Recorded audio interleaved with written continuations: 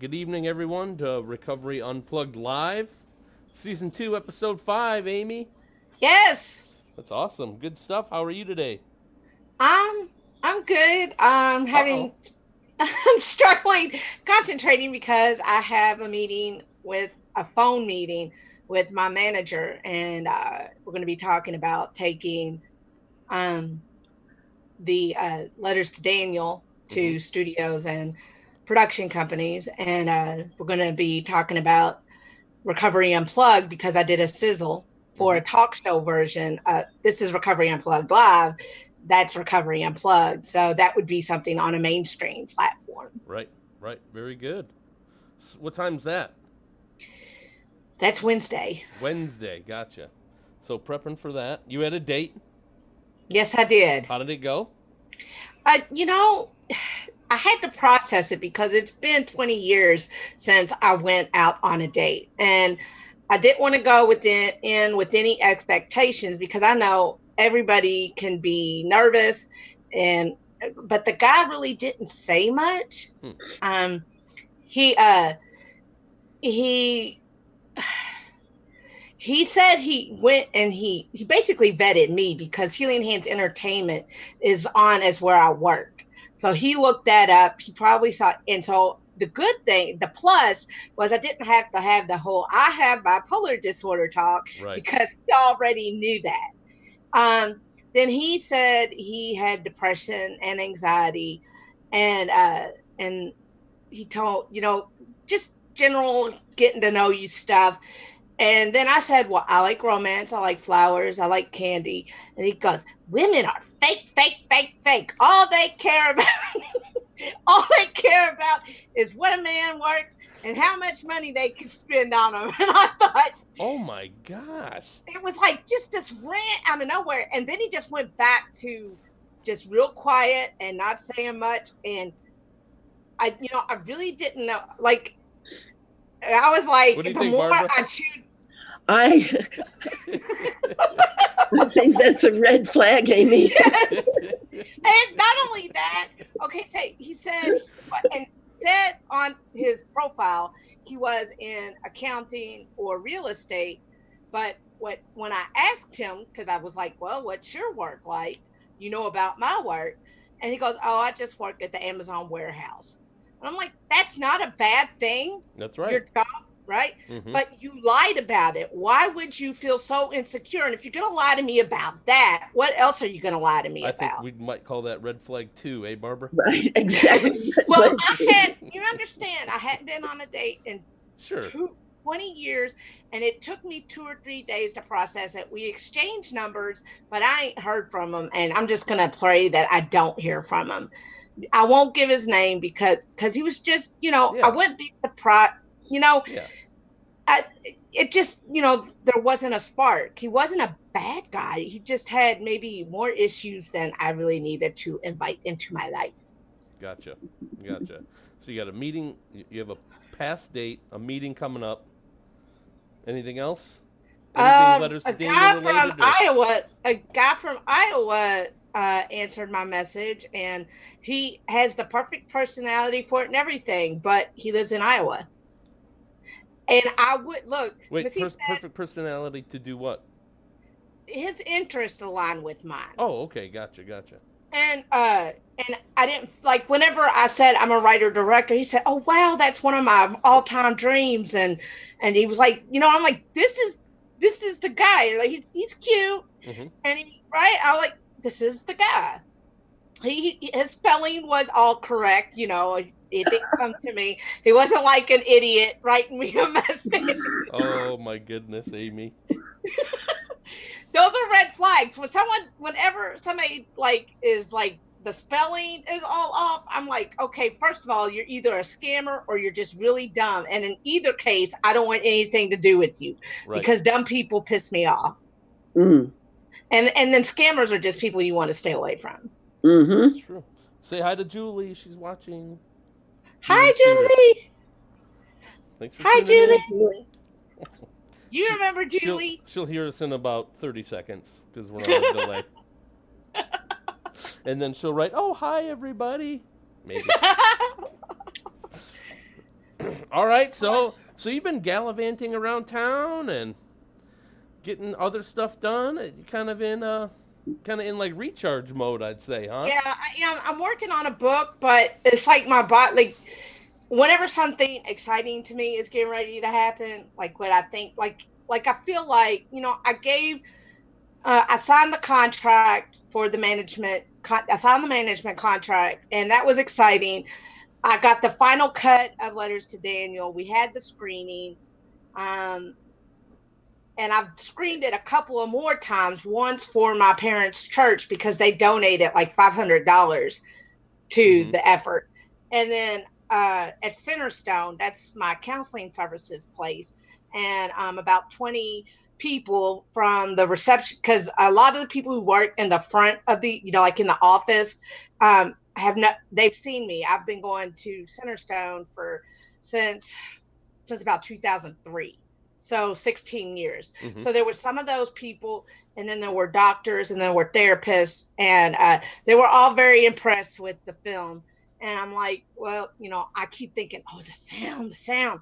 But there's only really 2 or 3 places where the sound cuts out really bad. But every filmmaker I show it to who has experience says the sound needed to be better. Well, you do with what you got. Yep. And the non-critical ears, you won't hear that type of feedback, but that's true, right? It's true for filming. Yeah. For people that do that. Like I have people telling me, get ADR. What's that?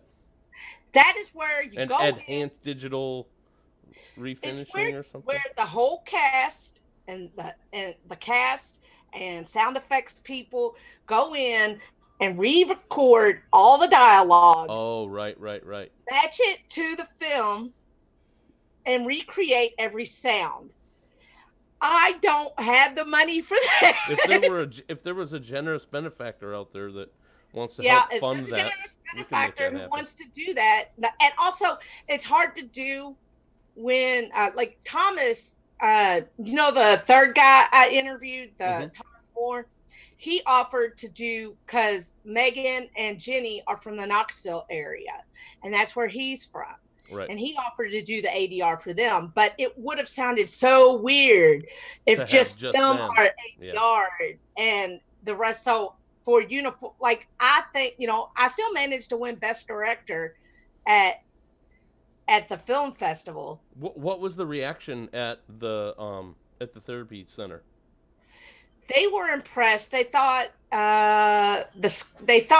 when I said we made it for $6,000 and did it in 6 days, they were blown away. They couldn't believe I did it in that short amount of time.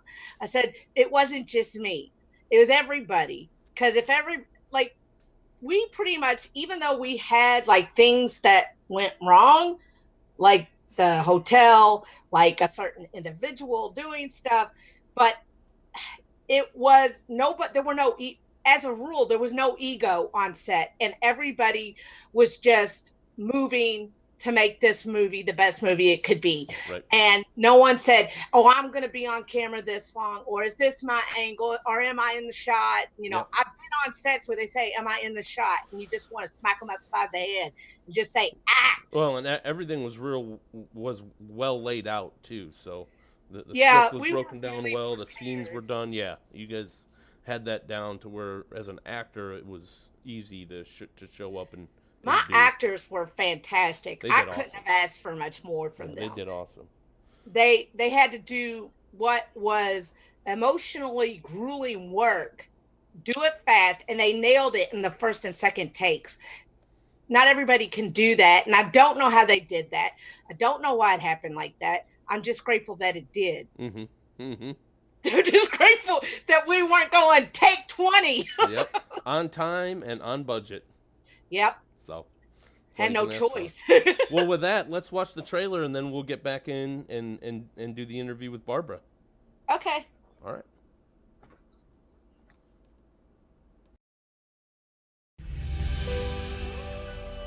Dear Daniel Craig, life did not always look like this. This marked a moment of triumph. a way of crushing an abysmal past and daring those with a stereotypical view of those with mental illness to challenge me on any front. To many, this was just a documentary. For me and Missy, this was our love. It's like my skin is coming off. And my thoughts, they're racing so fast. I can't keep up.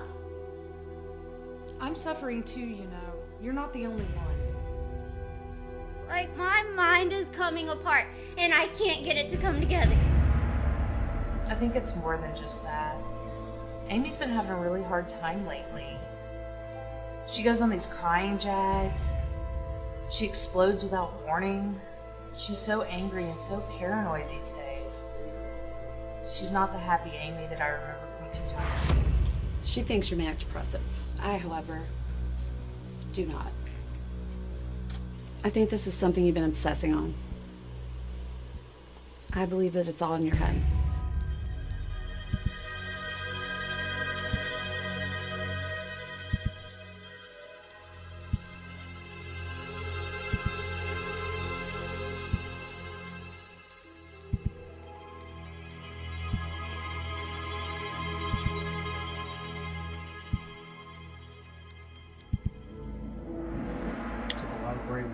Just come here.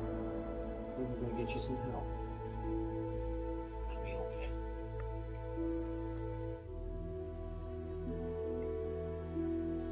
You do have a diagnosis. You have rapid cycling manic depression.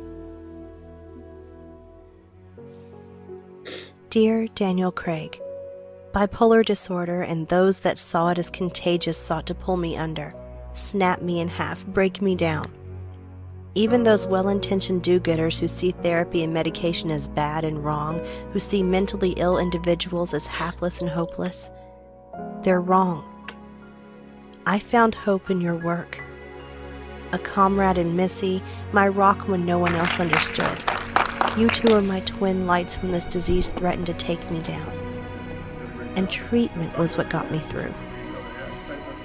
Thank you, Daniel, for your talent and your work. Thank you for everything. Sincerely, Amy McCorkle. Tonight we have with us award-winning poet and screenwriter, editor, and published author of I Wish I Could Be Like Jennifer Taylor, and actor. Your journey is Barbara and Taranu. Your journey is a little bit different from the others we've had on here. You started your writing journey a little later in life. Tell us, why did you wait so long before pursuing your dream? Okay. First of all, Amy, it's Ehretreu. And I know, I'm going to forgive you for that one. And secondly, reason that I started late is because I didn't think of writing as a career until I went to school to learn how to teach writing to children. And I got my master's. And as I was getting my master's, I took a writing program and realized that I had no idea what the writing process had been. And because of that, when I learned the writing process, I said, oh, I've been doing this my whole life. This is what I've been doing. You know, it's kind of like something opened up and I said, I can do this. And then I went to a couple of workshops that they had at Manhattanville. And I kind of hung out with authors. And I saw the authors and they liked my writing. And I said, oh, I feel comfortable with these people, and realized that I could write. And so I wrote something, it didn't work out. Then I wrote something again. And, I sent this thing to publishers, and I had no idea about the publishing world. So I just sent it without getting critiqued or anything. And then I decided that I wanted to do this one workshop with Paula Danziger. And I was still in the writing program. And so this was a summer thing. And I said, I'll do this. And she said, to get into this program, I had to write 3 pages of a children's story. And the girl in If I Could Be Like Jennifer Taylor came to my head. Carolyn Samuels came to my head. I wrote 3 pages about her. I brought it into my teacher, Paula. And when Paula had a one-on-one with me, she wrote, cut over everything. And rewrote the entire first page for me. So really, if you read the book, a lot of the first page is Paula Danziger writing, and her writing was so spectacular, I did not want to change much of it. And so she taught me to write in short sentences and punchy, and Paula was like my mentor. And I continued writing this book.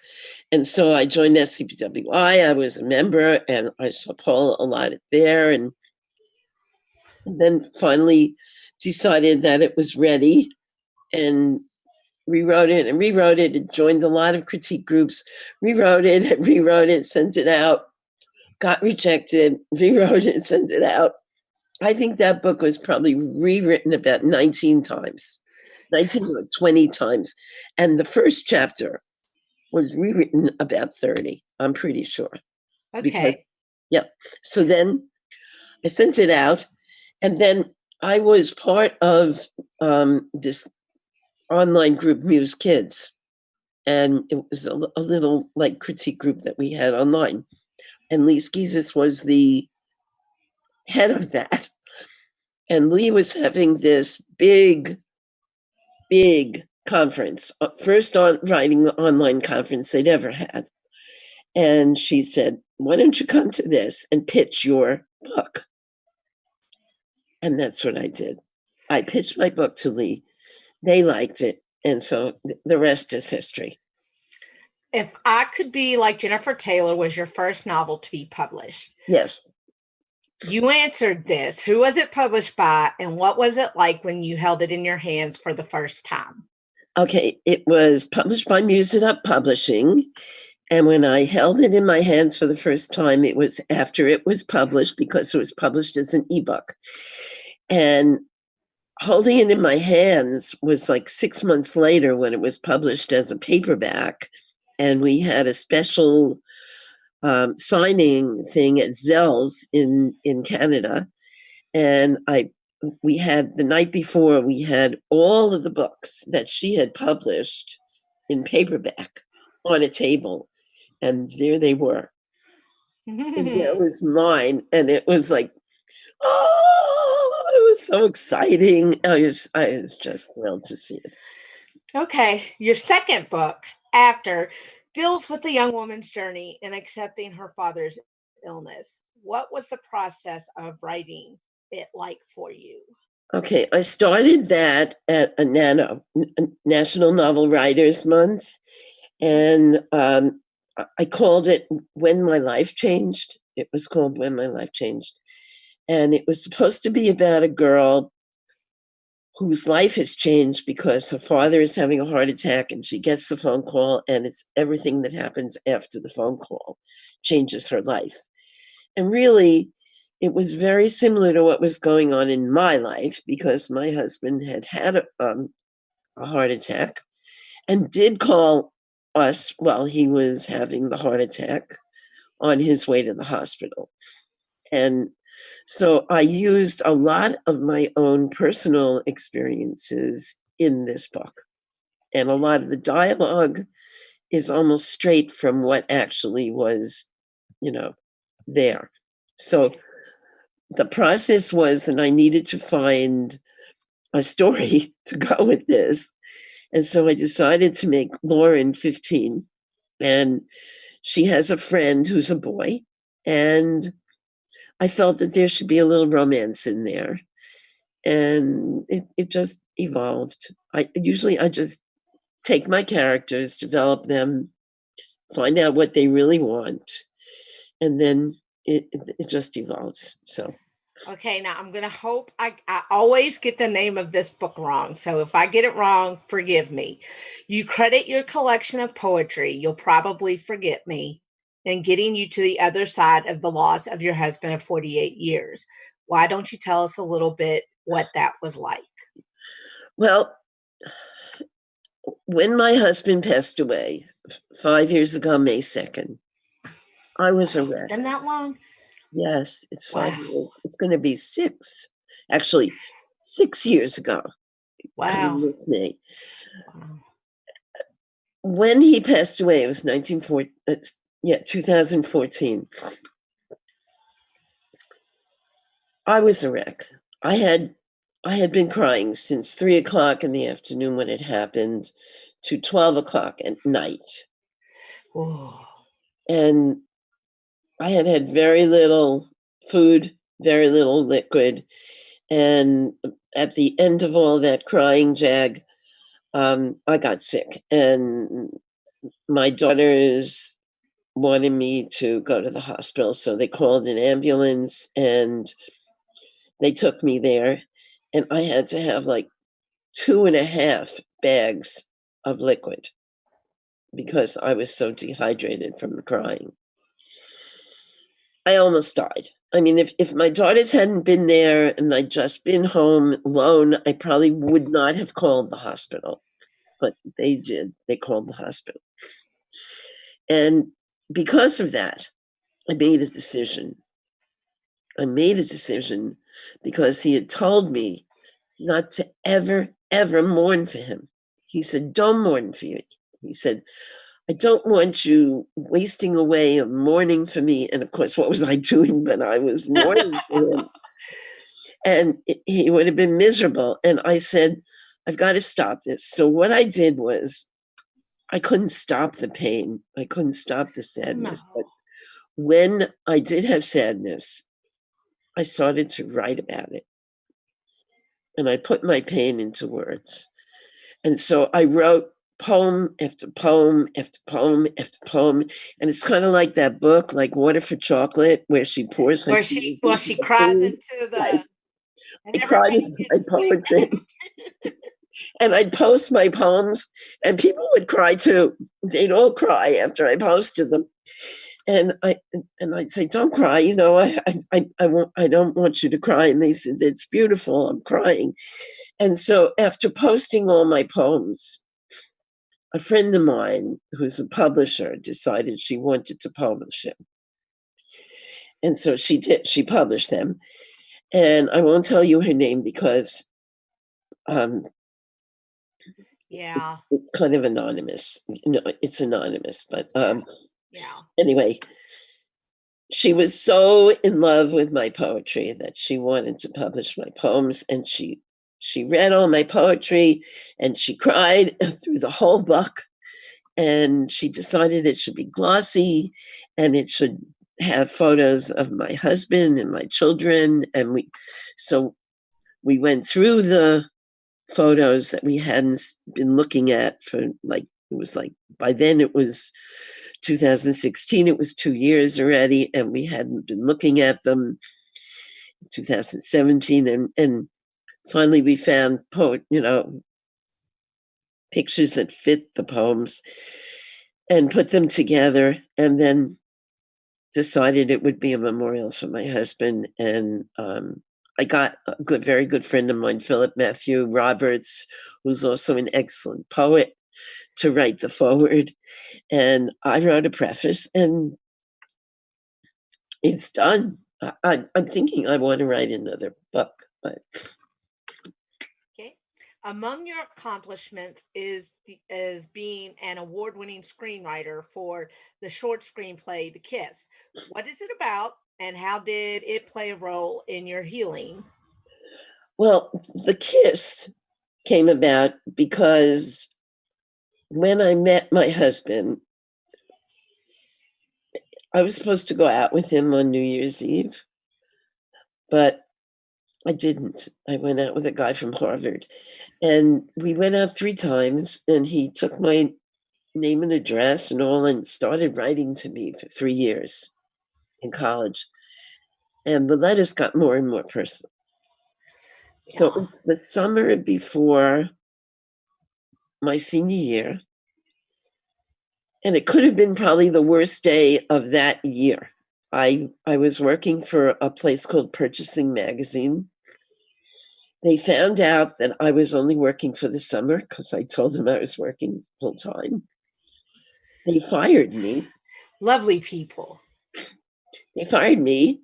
I had to go home in the middle of the day. And the middle of the day in summer in New York on the train was not fun.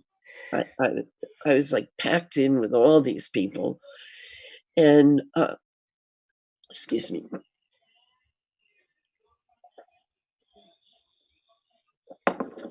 And they, excuse me, I need one more Ricola. I apologize. I'm like in it's okay mode. But what they did was they fired me, and I was upset, but not so upset, but enough upset so that when I went home, all I could do was take a shower, and I was so hot. I came home, took a shower, and in those days, I didn't live in a house with air conditioning. We lived in not a basement, but it was like street level where we lived. So there was very little air in our apartment, but my mother's room always had air.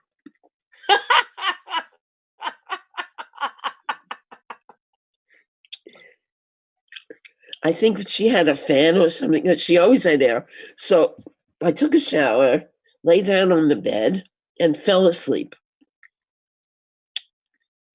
So I'm asleep. The phone rings. I pick up the phone, and it's Hal, my husband-to-be. Yeah. And he was charming. He was so charming. And I told him, I said, first I couldn't place him. Who was he? Because I thought he was coming home the next week. He said, it's Hal, I'm home. I said, you're home? You're supposed to be here next week. He said, I got home early, and I want to see you tonight. So it's like 4:00 in the afternoon. The first thing I say, okay, come over. Around 7. First thing I do is run to the bathroom and throw rollers in my hair. And then the rest is in the play. It's all about what happens. I go next door, I talk to my neighbor, I come back, I'm crazy, I don't know what to wear.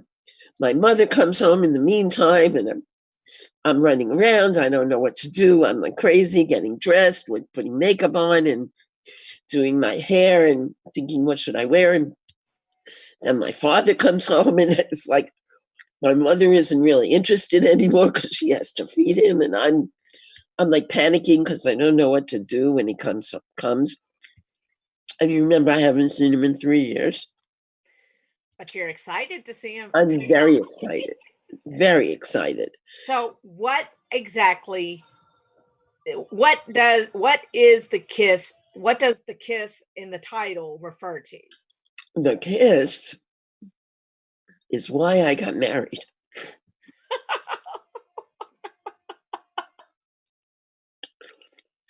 The kiss is what happened when the two of us got together and had our very first kiss, because really when he took me out those 3 times, we never kissed.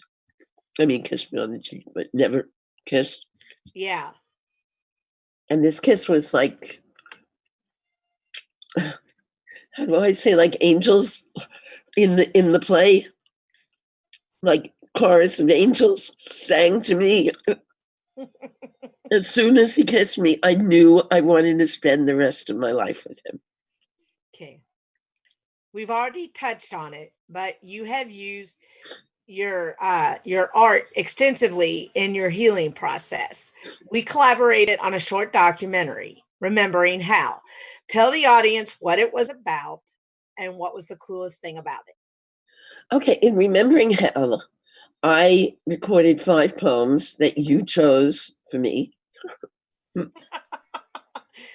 And I answered 5 questions that you chose for me.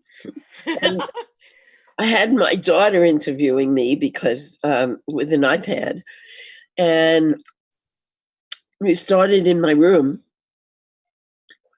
and we looked at the things in my room that reminded me of Hal, and we talked about them. Each poem represented something that reminded me of him, and then we moved into the lobby, which has since changed. They changed that lobby a lot. People walked in and out on you in that lobby. It was different. It's different now. It's very different. But yeah, it was. Rachel interviewed me and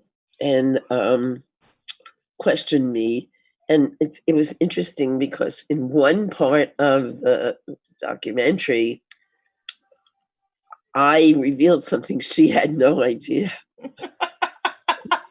She had a reaction. She had a strong reaction to it, if I recall correctly. She said, "You did what?"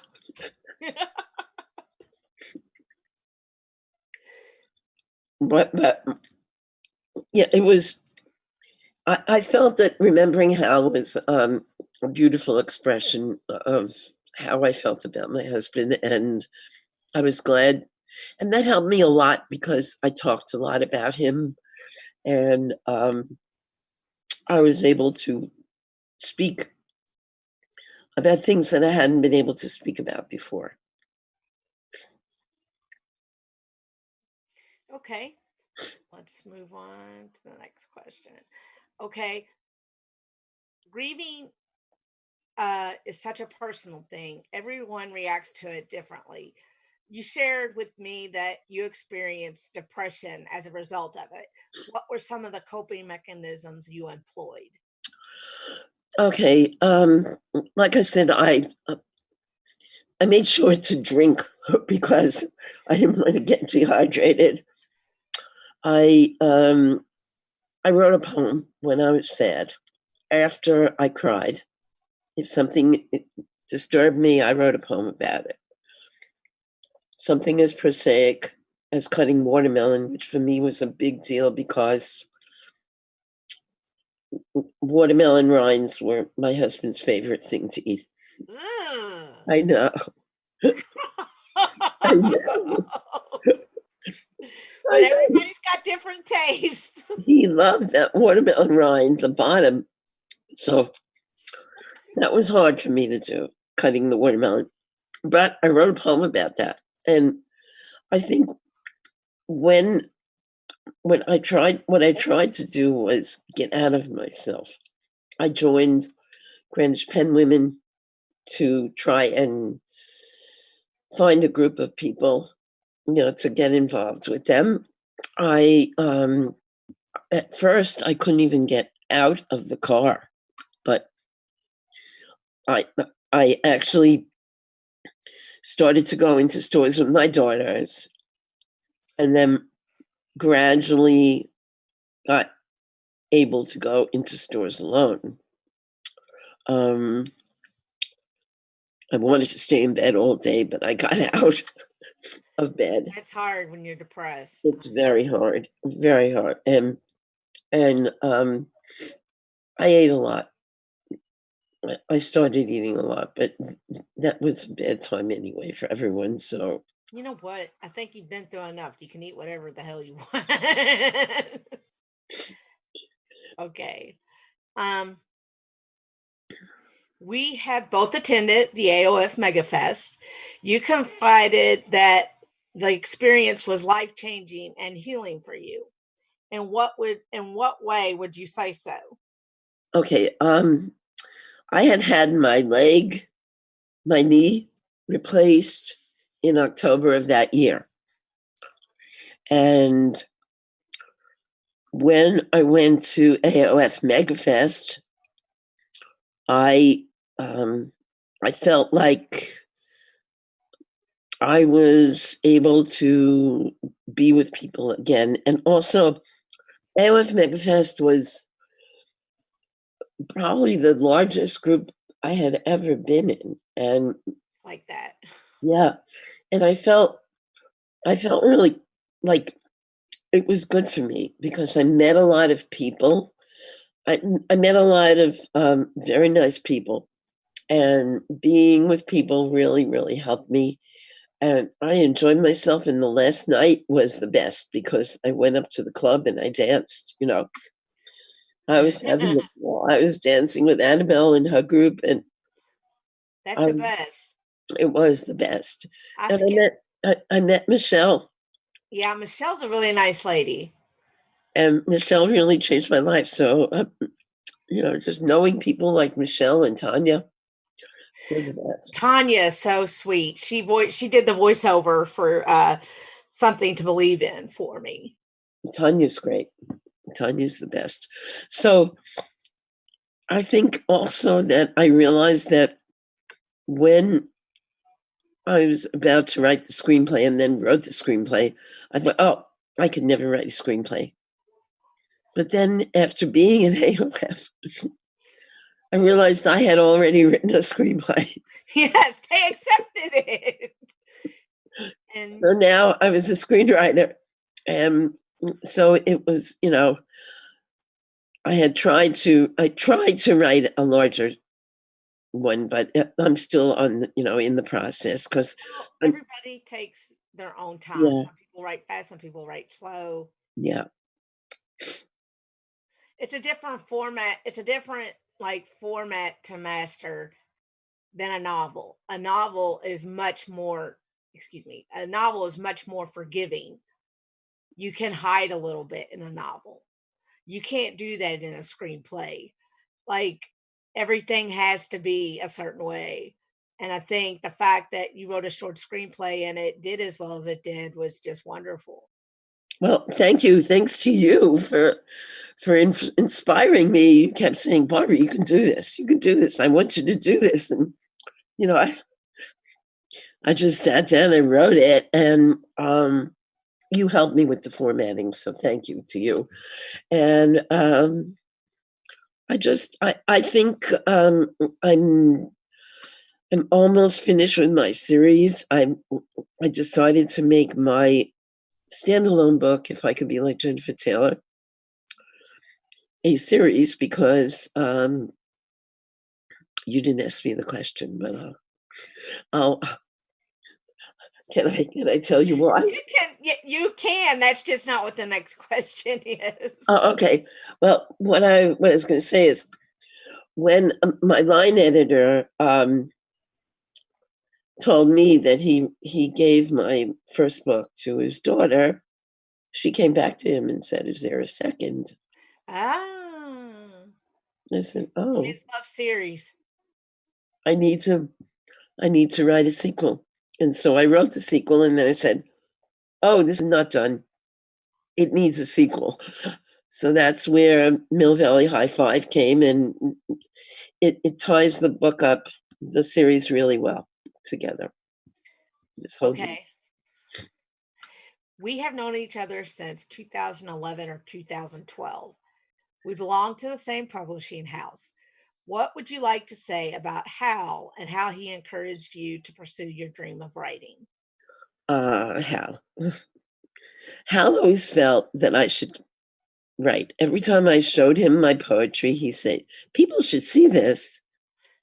He wanted people to see my work. Yeah, and that's rare because you start asking around, in those groups, they say, "My husband doesn't support me. My boyfriend doesn't support me." I'm like, forget them. So then, yeah, he's great. And then he was great. And then I say to him, "Do you want to see some of the book?" He said, "No." He said, "But when the book is published, I want to see it." He said, "If it's published, I want to see it. I don't want to read it until it's published." So when it was published, he had no choice. And so when I gave him the book to read, he read it in a day. And he loved it. He said, "This is so good. I really like it." So he was very supportive. I loved him very much for his support. He was always supportive of my wanting to do anything at all and never said no. to what I wanted to do. And sometimes I wanted to do some crazy things, but we did them anyway. and so, he did some crazy things, but he usually did what I wanted him to do. If I'd say, I want you to do this, he'd go and buy whatever I wanted to buy. He'd go and take my friends anywhere they needed to be. And he was just that kind of person. Okay, now we're going to have a little fun. If your life were a movie, what would it be called? That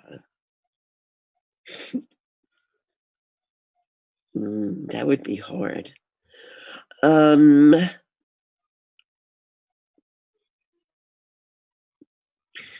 She persisted. Okay. If you could cast anyone in the cinematic universe to play you, who would it be and why? Okay, if I could tap anyone to play me, it would either be Carole King or Bette Midler, because both of them look a lot like me, and I've been taken for either of them.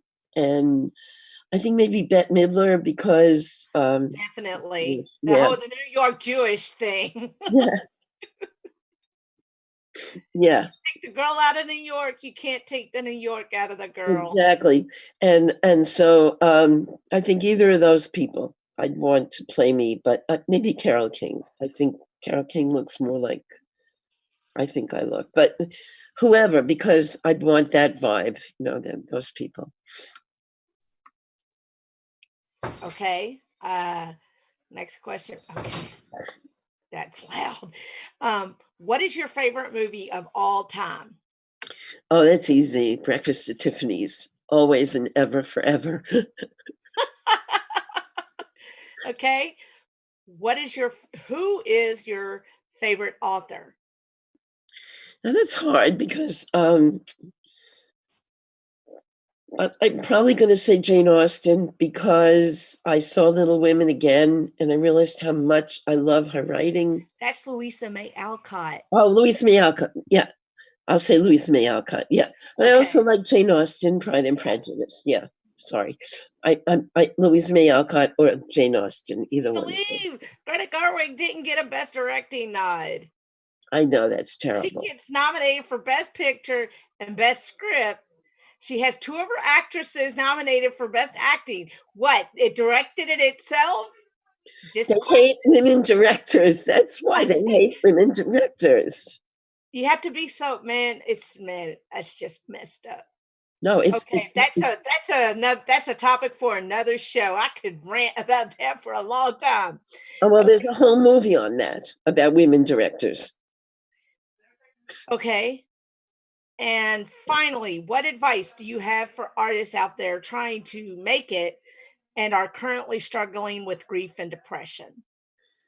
Okay, I would say grief and depression is something that is hard to get over, but I think you can use the pain and overcome it by writing about it. Don't skirt over the issues, but write about them, because they're going to be there, and you just have to. You okay? Yeah, I'm petting my cat. Oh, okay. But you have to use the pain and grief and write about it, because if you don't write about it, it's going to stay inside of you, and you have to persist too. You have to make sure that you have your work in front of the people that are going to read it and see it, and you have to network a lot with people.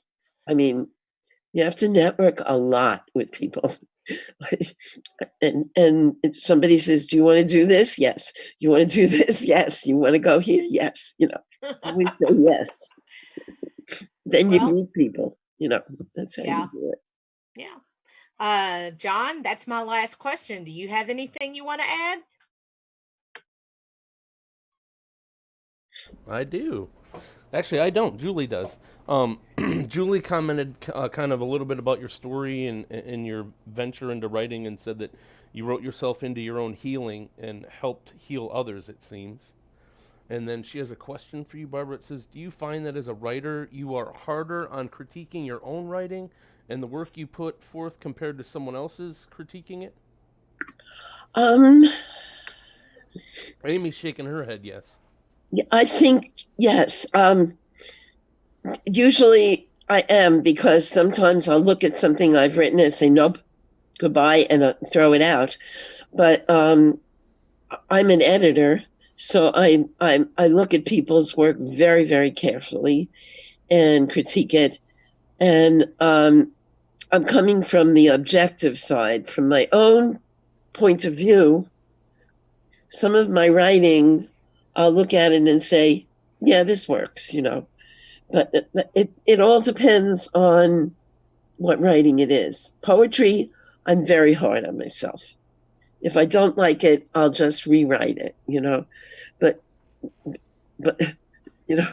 But most of the time, I like what I've written. So there you go. I like what I've written. I mean, a lot of times, I've looked in my head. It seems like I haven't, haven't written it down or anything, but I've probably been critiquing it in my own head and changing words, so it comes out the way I want it to be. And I think that's her follow-up question. It says, do you compromise any of your own writing choices within that self-critique? But only if they don't work. I mean, I basically don't, because usually they work. If especially because I develop my characters very, very carefully, and only if it doesn't work with the character will I throw something out. But basically, my characters talk to me all the time, and this is going to make me look crazy, but they tell me. Writers talk like that all the time. You're in good They tell me what they want me to say. That's you don't isn't like it? at some point when you write the character, it will eventually start making decisions, and you're not making the decisions anymore. They're telling you what to do. Have you ever changed anything off of Oh, go ahead. Go ahead and finish. Especially in my work in progress, the Mill Valley High Five, all of these characters have been in the second book, so I know them all. And so they're basically all talking to me. And I'm just writing their story. Have you ever made any changes based on the critique of someone else? Yes, only a few times. If it, like, I belong to this critique group, British Pen Letters, and I bring my stuff to them and they critique it. And if one person doesn't like it, then I won't change it. But if 2 or 3 think there's something wrong, then I'll look at it and change it. You have to. Gotcha. You have to. Like my screenwriter instructor said, if one person says something and you disagree with them, you can pretty much let it go. But if 2 people say something, you kind of got to look at it and at least address what they might have something to say about it. Yeah, so what I do is when I'm looking at the critiqued work, I'll look to see anybody who, critiqued the same way, and then put it in a pile, and then check those, look at those critiques and see if I can change my chapter in any way. But most of the time I don't. I'll reread it, and maybe it needs a few tweakings here and there, but well, it also gets to a point, like you can have people critique it and you can rewrite it, but eventually if you want your book to be published, you have to set it free. You have to start querying agents, or you start querying houses, or if you take the self-publishing route, you have to finally set it free. Or you have an issue, you have a situation where maybe you've got all these books that you've rewritten, but they aren't published because you don't have the courage or the guts to send them out. And that's one thing. I always say that's the one thing. I've just gotten to the point where I'll edit my screenplays before I send them to a contest. Yay! And it works out, that was like I was getting nominated. Missy says, Amy, just imagine if you edited, you wouldn't just be nominated, you would be winning these categories. And last year that just bore out the truth. Yeah, because a lot of I won one of the highest things you can get I won like 3 awards at AOF. I sent in 7 scripts and 3 of them won. Yeah, and one of them is now you have your own film festival. Yeah, now I have my own film festival. That's something I do want to talk about here real quickly. Okay. The Conquering Disabilities with Film International Film Festival is open for submissions. The Film Freeway address is filmfreeway.com/Conquering Disabilities Film Fest. And if you want to look at our official website, it's conqueringdisabilitiesfilmfest.com. And we are looking at films with by people who are mentally ill mainly, but we're also accepting people with physical challenges, physical illnesses as well, because it almost always encompasses mental health. Because I got a documentary, it was brilliant, it was like perfect, and it was called Trust Me, I'm Sick. And even though it was about 5 people who had chronic illness, it was just chronic physical illness. And like one woman had kidney disease, another one had lupus, and another guy had type 1 diabetes. And they talk about the caregivers, and they also had another section that was dedicated to how their mental health is handled. So it was this brilliant documentary, and I'm like watching it at 2:00 in the morning and like being brought to tears. No, that was my first film that I received, but I've received received more scripts so far than than uh than films. I want to see everything. It's not just for films and screenplays. We have photography, like five pictures out of a series. It has to be digital format. We have poster art, music, everything to do with film or creating. Our festival covers it, and I just would and I also would say, please follow directions. You have to fill out your cover letter that tells me why you qualify for the festival. If you don't do that, if your film is about like mental health and stuff, I can glean that will qualify you. But if you send me, like, if you are mentally ill and you send me a film or a script that's about like anything, it doesn't really touch on mental illness, I can't consider you for an award because you did not tell me how you qualified. Oh, and also a recommendation, if you are going to go through the trouble of entering 3 scripts into the festival, please make sure your screenplay is attached on the entry, because I've got 3 entries right now that I cannot judge. She spent the money, but she didn't attach the screenplays. Oh, no. And I've sent her a message, and I hope to God she gets it, because, there's no refunds. And I'm I've read what her scripts are supposed to be about, and I absolutely couldn't wait to read them, and it was like submission incomplete. So I could huh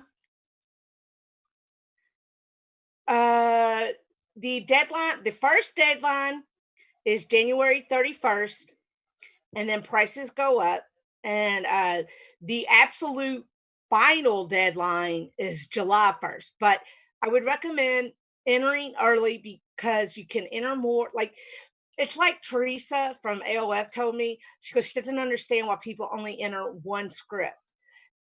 If you enter 2 or 3, it's like throwing 1 dart at the target, and everybody else is throwing darts at the target. And if you only have 1 dart, it's going to be harder to penetrate that award circle.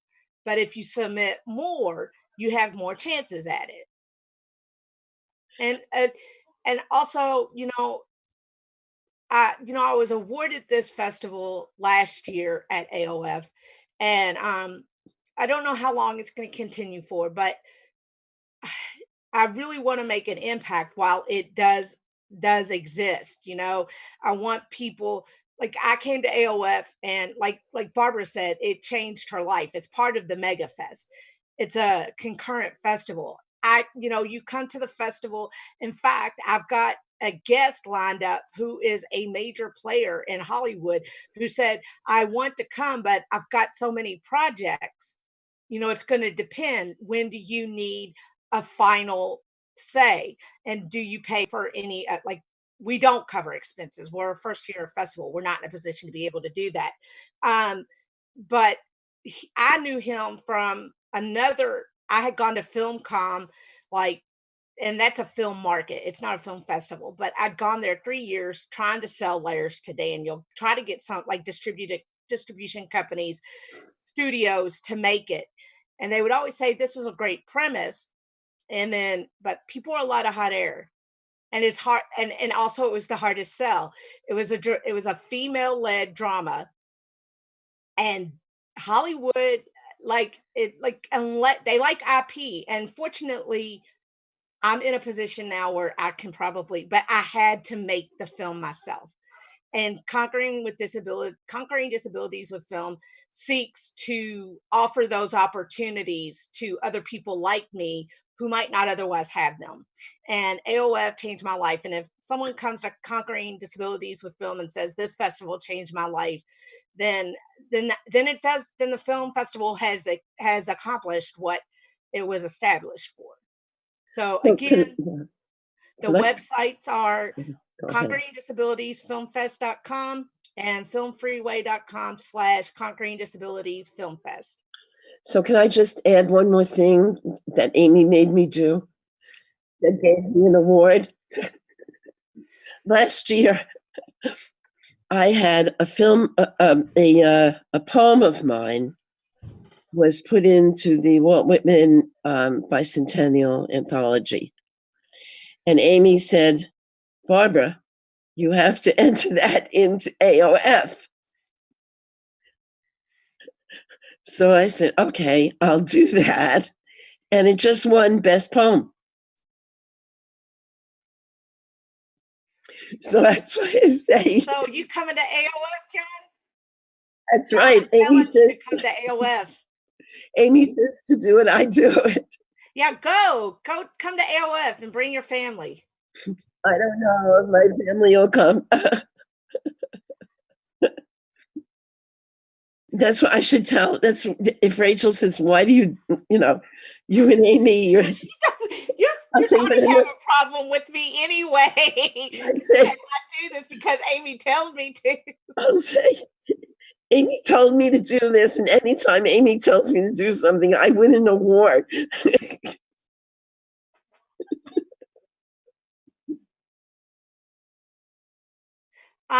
Misty Parker, that big, huge house we filmed in for, that's her house, and she's an author.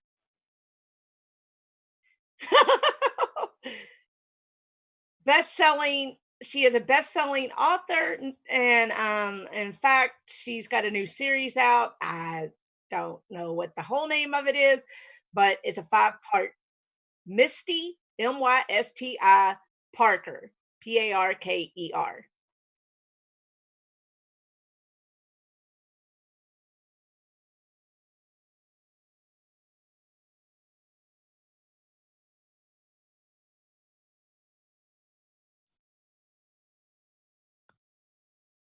Oh, you're welcome. Nice meeting you, John.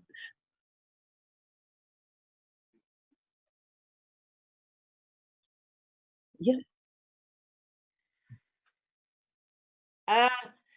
Enter the festival. Everybody should enter this festival. I did. I entered my my play, my screenplay, and hopefully it'll get in. But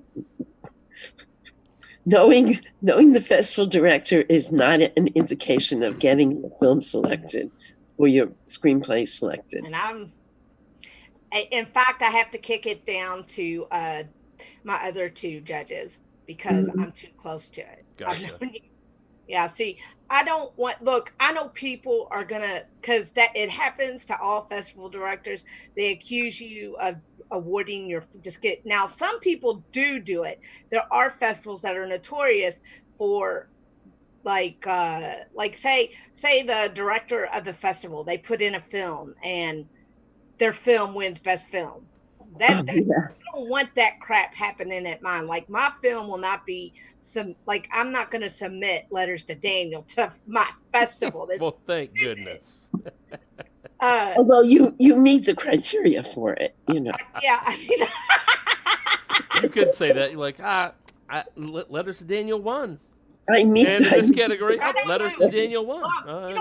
Okay, no, that just. I'm just kidding. So usually, I've actually, of the scripts I've received, there's 3 of them without a file attached to it, but the other 3 of them I have to kick down to other judges because one of the screenwriters is my cousin, and the other. Oh no. Gotcha.